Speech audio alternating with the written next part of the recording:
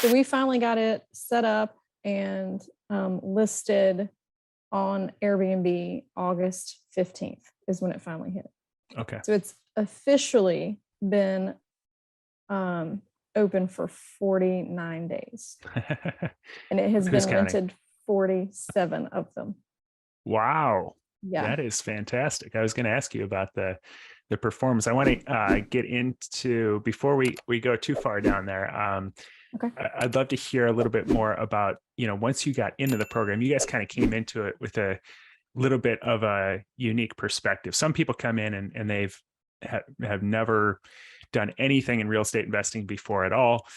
And then others are, they've been flipping or doing long-term rentals. So you've done kind of both of those. Was there anything that really surprised you or was different than what you're expecting once you started pursuing this path?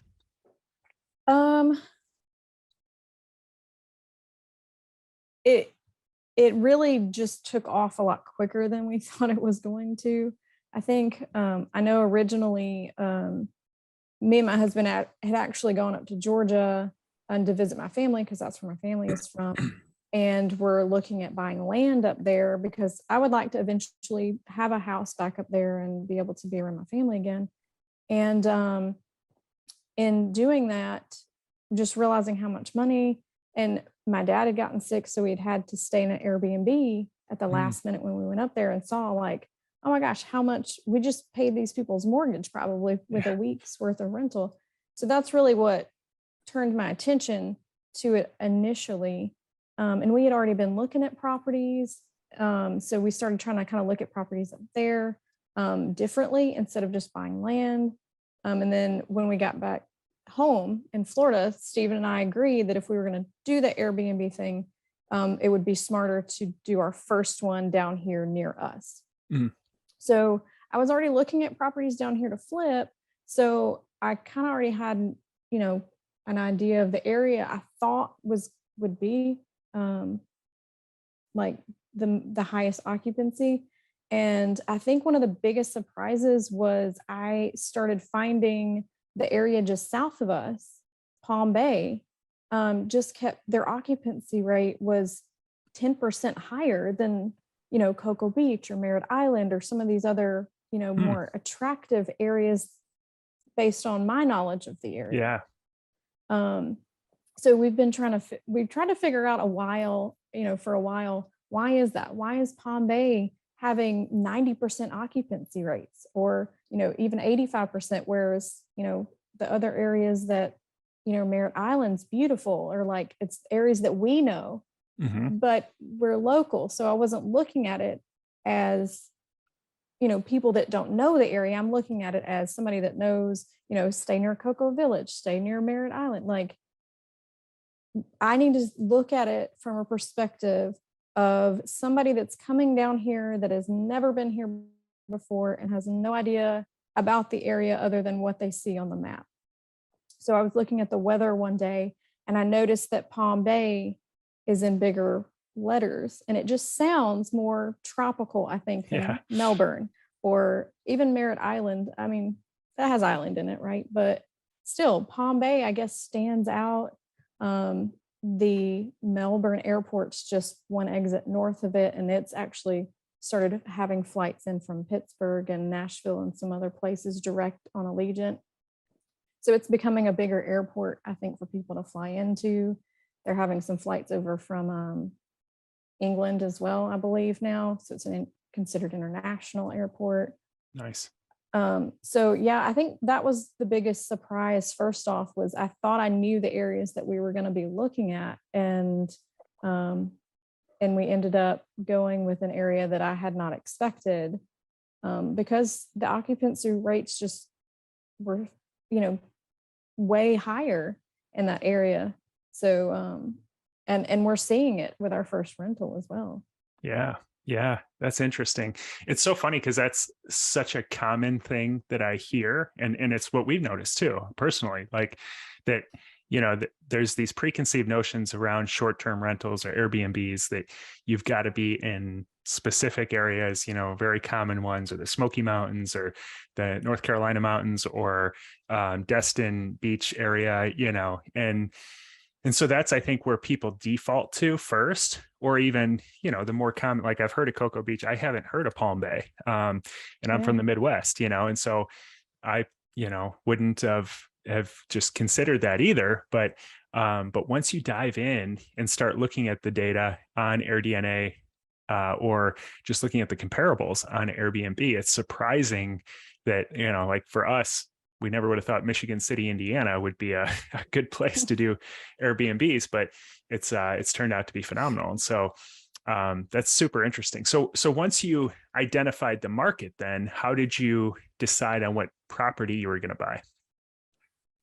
For us, it was a little bit of what property we could get our hands on at the time, because it was Mhm. still during that time of overbidding, and honestly, we got a little creative with our offering, because it was hard to even get our offer in there. We would see stuff pop up that looked like it would be great. And then by the time I could get, and my realtor was awesome, like she was on it.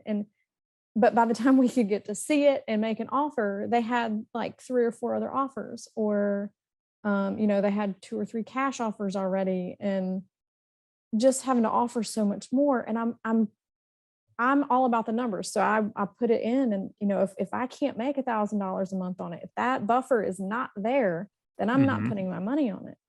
Yeah. So having to offer more on the front end, for the property itself, was just squeezing us out of so many properties. Um, and then there were other properties where we would love it and then go out there and it just was not what it looked like in the Yeah. pictures and Yeah. stuff like that. So It's amazing how um, creative they can get with this. it is. I feel like I got pretty good though at reading the verbiage and knowing like, okay, this is like this particular house. I had noticed it popped up because I was looking at it daily. I was looking at the MLS list. I have Alina sending me the potential Airbnbs on a daily Mhm. basis. So I'm looking through them. And this one I could tell it looked like the original owners. It looked like they had replaced, hot water heater. It looked like they had done things to take care of the house. It just, from the pictures and the wording, it just looked well taken care of. Yeah. Looks can be deceiving though. The words can be deceiving. You have to go out there. But um, I was having to start looking at coming soon. Like not even, if I waited till it hit the market, I was going to have to spend an extra 25 grand on it or Yeah. 50 grand to even get a hold of it. So what we did is we started putting offers in just a little bit above asking to try to get them to take our offer before it even hit the market. Mm. So I was trying to find properties even without looking at them, because you can't look at them when they're coming soon. You got to wait till Yeah. they actually hit, right? Got it. So there was one property that we did that with, but then you get that inspection period. So that's when I get to go in. We did pay for the inspection, and there were just too many things. It wasn't what we thought it was. So we did actually walk on that one. But this one was the second one we did this on, where we put in an offer before when it was coming soon, just a little bit above asking, and was able to get it. And going in, like it was meticulously taken care of. You could tell it was original floors, but the grout lines were still pristine and beautiful. Wow. And like you could tell whoever had lived in this home had taken care of it. And we actually found out it was an electrician and his wife that lived there. So everything was really, really well taken care of. It does need a new roof, and we had issues during closing, some trying to get it insured, because down here in Florida, the insurance companies are leaving left and right. And so there's been some issues with that, but we were able to get it worked out. Wow. Wow. Yeah. When you sent me those pictures of it initially, I was like, man, is this already like, are these the after pictures? Cause they were phenomenal. I was surprised. The beautiful property. And so what was the timeline on that? So when did you start looking? When did you get that under contract? And then you mentioned when you got it set up on Airbnb. I'm trying to remember the dates now. We originally were trying to get something before summer.